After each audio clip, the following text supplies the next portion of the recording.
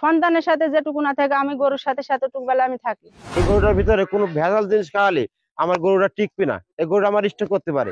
আমরা যে বাড়িতে শুই থাকিনি তার চেয়ে খুব সুন্দর জায়গায় ওই গরুকে রাখা হয়।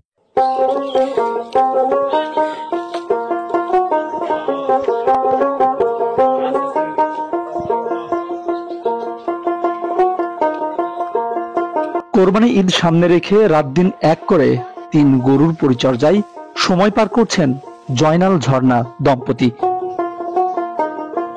হাজারো স্বপ্ন বুকে নিয়ে 3 বছর যাবত লালন পালন করছেন কালামানিক, রাজা বাবু ও কালা পাহাড় নামের 3টি গরু। শখের বশে সম্পূর্ণ প্রাকৃতিক নিয়মে গরুগুলোকে ছোট থেকে লালন পালন করেছেন তারা।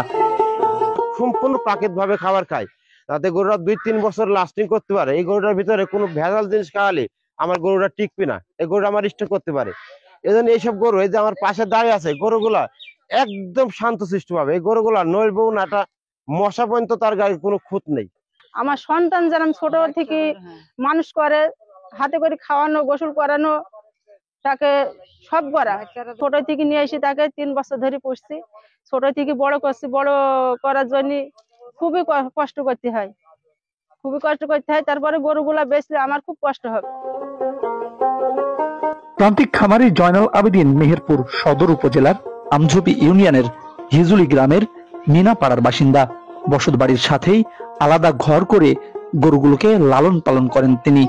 খামারে এই দানবীয় গরু দেখতে প্রায় প্রতিদিনই ভিড় জমান বিভিন্ন এলাকার মানুষ। এলাকায় এমন দানবীয় 3টি গরু লালন পালন হওয়ায় খুশি স্থানীয়রা।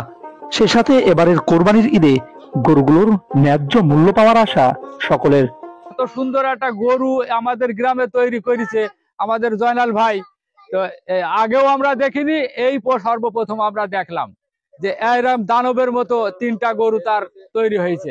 গরুটা দেখতে দূর দূরান্ত থেকে অনেক লোক আসে, তো এই গরুটার ন্যায্য মূল্য যদি চাষি পায়, আমরাও এলাকাবাসী হিসাবে খুশি হব এবং চাষি তো নিজেও সে খুশি হবে তার ন্যায্য মূল্য পেলে।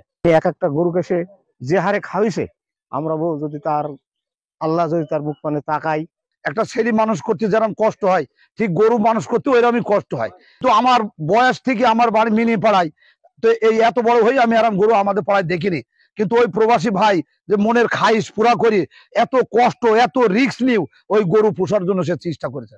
তো সে যে গরু পুষিছে, তো যেন ভাই সে মূল্য দামে যেন গরুটা বেচতে পারে। 3টা গরু অনেক পরিশ্রম করে আমি গরু 3টা মানুষ করছি, ঠিক আছে, গরু 3টা মানুষ করছি। আর সব বড় কথা, গরু 3টা হয়েছে সুস্থ সবল নিখুঁত, একদম তার পায়ে থেকে মাথা পর্যন্ত সে গরু রয়েছে নিখুঁত এবং সুস্থ সবল।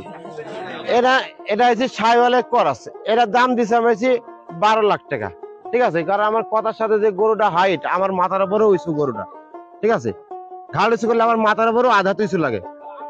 আর এটার দাম দিছে আপনার এটা হচ্ছে কালো মানিক, এর দাম দিছে আমি 14 লাখ টাকা, ঠিক আছে। কারণ তার সাধারণত যেগুলা রাজা বাবু এসব বিক্রি হয়েছে ইতির ভাগ্যরাজ, সেগুলা তাছাড়া অনেক উন্নত মানের গরু, রং টং হাত পায়ে থেকে একেবারে সুস্থ সবল ভাবে গরুগুলা দাঁড়িয়ে আছে।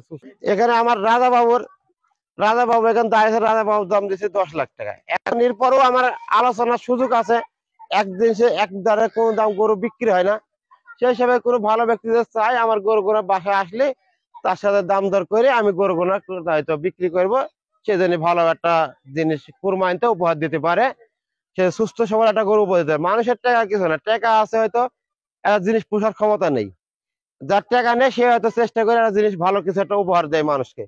এরকম সবারই একটা ঈদের একটা আনন্দ আছে, সেই হিসাবে আমি শখের বিষয় করে এখন আমার মানে একটা বিজনেসের ধারায় চলে গেছে। আমি প্রথমে শুরু করেছি একটা দুটো, আস্তে আস্তে আমার হয়েছে এখন 3টা গরু হয়েছে। 3টা গরুর পেছনে অনেক পরিশ্রম আর অনেক ব্যয়বহুল খরচ। কুরবানির জন্য 3 বছর ধরে আমি এই গরুটা 2024-এর জন্য আমি গরু 3টা গরু আমি রেডি করছি, অনেক আশা আকাঙ্ক্ষা নিয়ে আমি 3টা গরু আমি কুরবানির জন্য রেডি করছি। এই হিসাবে যদি কোনো ভালো ব্যক্তি চায় আমার গরুগুলো ক্রয় করলে হয়তো আমি কুরবানি পর্যন্ত যদি সে নিয়ে যায় পোষে তাও হবে, আর যদি সে বলে না আমার ভাই পোষার সমস্যা আছে আপনার বাড়ি থাক, আমার 2 দিন কি 3 দিন ঈদের আগে 1 দিন আগে আমার গরুগুলো পৌঁছে যাবে, আমি সেটা তার বাড়িতে পৌঁছে দেবো গরুটা।